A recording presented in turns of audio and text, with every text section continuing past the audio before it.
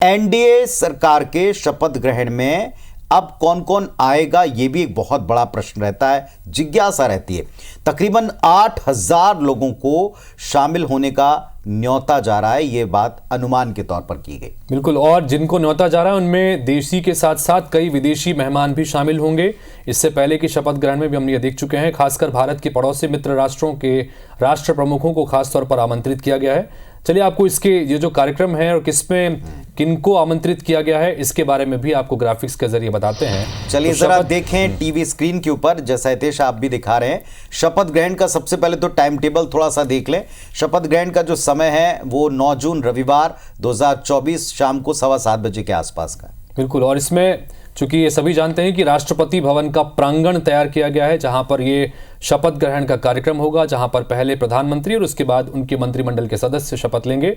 शपथ ग्रहण में जो विदेशी मेहमान बुलाए गए हैं, जो आ सकते हैं, उनमें शेख हसीना बांग्लादेश की प्रधानमंत्री हैं, साथ ही रानिल विक्रमसिंघे श्रीलंका के राष्ट्रपति शामिल होंगे। इसके अलावा मोहम्मद मोइज्जू मालदीव के राष्ट्रपति, पुष्प कमल दहल नेपाल के प्रधानमंत्री और अहमद अफीफ सेशल्स के उपराष्ट्रपति शामिल होने के लिए आ सकते हैं। इसके अलावा प्रवीण कुमार जगन्नाथ मॉरिशस के पीएम हैं और उनकी प्रधानमंत्री से दोस्ती जगजाहिर है। इसके अलावा जिग्मे खेसर वांगचुक भूटान के जो राजा साहब हैं, उनकी भी प्रधानमंत्री से मित्रता की कई तस्वीरें सोशल मीडिया पर वायरल। आपको याद होगा हितेश कि जब प्रधानमंत्री की तीसरी बार जीत हुई थी, नंबर्स का गेम चाहे जो चल रहा हो देश में, लेकिन इन तमाम राष्ट्र अध्यक्षों ने प्रधानमंत्री को फोटोग्राफ्स शेयर करते हुए एक बड़ी गर्मजोशी के साथ बधाइयां दी थी और अपने अच्छे संबंधों को याद दिलाया था दुनिया को। बिल्कुल, और इन राष्ट्र अध्यक्षों के अलावा शपथ ग्रहण में कुछ और खास डिग्निटरीज को भी न्योता दिया गया है। इनमें सेंट्रल विस्टा प्रोजेक्ट में काम करने वाले मजदूर भी शामिल हैं।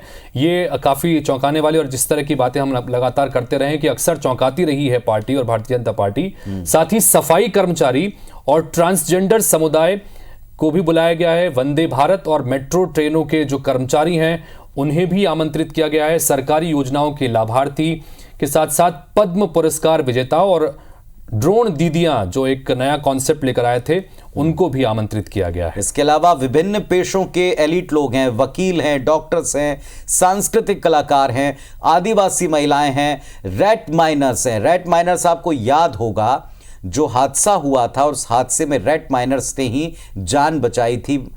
तकरीबन 40 से 50 लोगों के बीच में जो लोग थे, 41 से 47 जो नंबर था, उनको भी आमंत्रित किया। इसके अलावा विभिन्न धर्मों के लगभग 50 प्रतिष्ठित धार्मिक नेता या जो हस्तियां हैं वो भी इसमें आएंगे, और मन की बात के प्रतिभागी, प्रधानमंत्री की मन की बात भी आपको याद होगी।